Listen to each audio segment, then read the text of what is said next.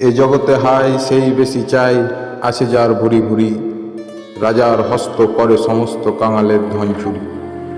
রবীন্দ্রনাথ ঠাকুর দুটি লাইনের মাধ্যমে বুঝিয়ে দিয়ে গেছেন পৃথিবীতে সম্পদশালী সম্পদের প্রতি তৃষ্ণা দুর্নিবার ও অসীম। চির অতৃপ্ত এ তৃষ্ণাকে চরিতার্থ করার প্রয়াসে তারা অনাহারী ও নিরন্ন মানুষের সম্পদকেও কেড়ে নিতে কুণ্ঠিত হয় না। ধনীদের দুর্নিবার সম্পদ ক্ষুধা কোনোদিনই পরিতৃপ্ত হয় না।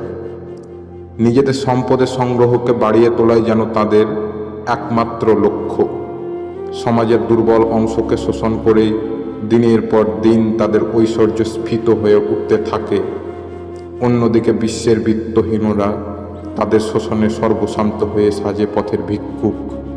বিত্তবানের এই অতিরিক্ত বিত্ত সংগ্রহের প্রবণতার কারণে সমাজে অনিবার্য হয়ে ওঠে নানা অশান্তি,